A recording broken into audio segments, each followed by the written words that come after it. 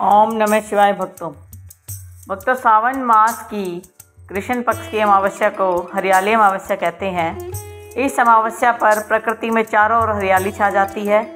इस अमावस्या को महाराष्ट्र में गटारी, तेलंगाना और आंध्र प्रदेश में चुकल्ला एवं उड़ीसा में चितलागी अमावस्या भी कहते हैं।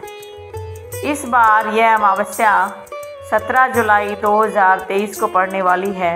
तो ऐसे कौन से 15 चमत्कारी उपाय हैं जिनको करने से आप देव, पितृ, यक्ष, नाग, गंधर्व हर प्रकार से सभी देवी देवताओं को भी प्रसन्न करेंगी। तो चलिए जानते हैं कि कौन सा उपाय करने से कौन सा दोष दूर होगा और किस उपाय से हमें क्या सुख प्राप्त होगा। पहला उपाय, पितृदोष से मुक्ति। इस दिन पितृदोष से मुक्ति के लिए किसी नदी किनारे या कुंड के पास पिंडदान, तर्पण आदि कार्य किया जाता है। यदि आप पिंडदान नहीं कर पा रहे हो तो किसी नदी या कुएं, कुंड के किनारे पर एक दीपक अपने पितरों का नाम का जरूर जलाइए। पितृ शांति। अगर आपके पितर आपसे रुष्ट हैं, नाराज हैं, तो गरुड़ पुराण, गजेंद्र मोक्ष पाठ, गीता पाठ या पितृ गायत्री पाठ में से कोई भी पाठ जो है वो आप अपने पितरों की शांति के लिए करवा सकते हैं, यदि आपके पास गुंजाइश है तो। यदि गुंजाइश नहीं है तो सिर्फ आप एक दीपक ही प्रज्वलित कर दीजिए। तीसरा उपाय जो है दीपदान का होता है।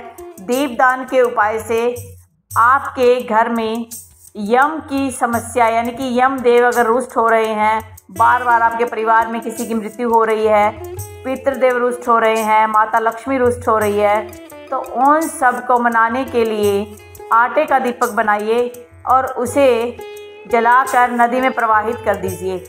पद्म पुराण में बताया गया है कि स्वयं महादेव और कार्तिकेय को दीप अमावस दीपावली, कार्तिक कृष्ण पक्ष के 5 दिन में दीपदान का विशेष महत्व बताते हैं। चौथा उपाय, शनि दोष से बचने के लिए। इस दिन शनि देव जी के मंदिर में विधि अनुसार दीपक लगाने से वे प्रसन्न होते हैं और शनि पीड़ा से मुक्ति मिलती है। पांचवा उपाय, यदि आप ऊपर बताए गए किसी में से उपाय में से कोई उपाय नहीं कर सकते हैं, जो उपाय मैंने आपको बताया है पितृदोष के लिए, पितृ शांति के लिए, तो आप इस दिन पीपल की परिक्रमा जरूर कीजिए।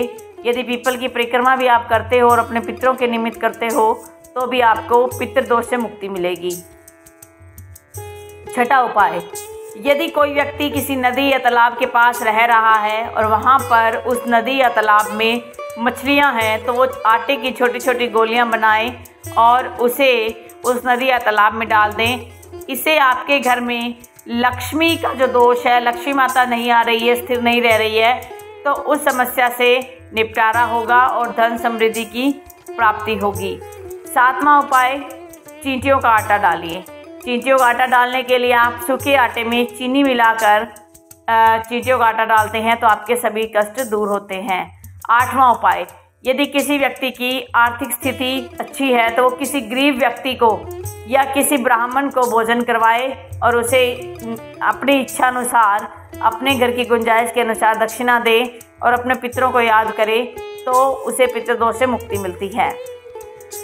हरियाली अमावस्या के दिन व्रत करने का भी महत्व बताया गया है।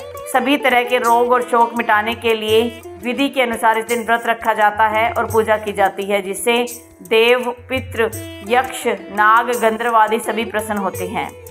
10वां उपाय, इस दिन गेहूं और ज्वार की धानी का प्रसाद बनाकर बांटा जाता है। यदि कोई व्यक्ति वो प्रसाद बांट सकता है तो उसे हर प्रकार की समस्याओं से मुक्ति मिलती है।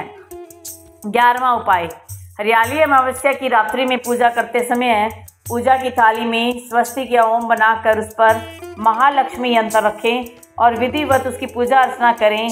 ऐसा करने से आपके घर में स्थिर रूप से लक्ष्मी का वास होगा और सुख समृद्धि की प्राप्ति होगी। 12वां उपाय, पौधारोपण। यदि आप कोई उपाय नहीं कर पा रहे हैं तो हरियाली अमावस्या के दिन कोई ना कोई पौधा जरूर लगाना चाहिए। वो पौधा आम का, आंवले का, केला, नींबू, तुलसी, पीपल, वट वृक्ष, नीम के पौधे, बेलपत्र, इनमें से कोई भी एक पौधा जो है आप लगा सकते हो। पौधा लगाने से आपके ग्रह नक्षत्र और पितृदोष दोनों शांत होते हैं। 13वां उपाय, इस दिन भगवान बजरंगबली की भी पूजा की जाती है और ऐसा माना जाता है कि हर प्रकार की बुराई, जादू टोना, बला, हवा उससे बचने के लिए हनुमान जी की पूजा करने से और उन पर सिंदूर और चमेली का तेल चढ़ाने से हनुमान जी आपको हर प्रकार की समस्याओं से मुक्त करेंगे। 14वां उपाय, शिव जी की पूजा करना। सावन का महीना चल रहा है और हरियाली अमावस्या आ गई है। सावन के महीने में तो वैसे ही शिव जी की पूजा का प्रावधान है।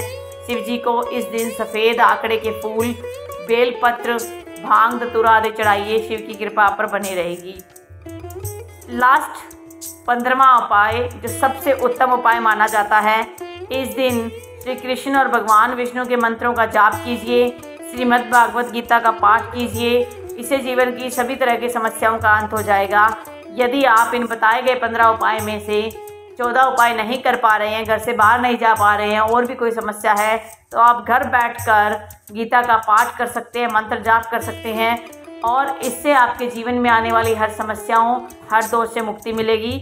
और इस दिन का खास महत्व पितरों, यक्ष, नाग, गंधर्व और भी अलग अलग प्रकार के देवी देवताओं के जो दोष होते हैं, लक्ष्मी माता का कोई दोष है तो उससे भी मुक्ति मिलती है।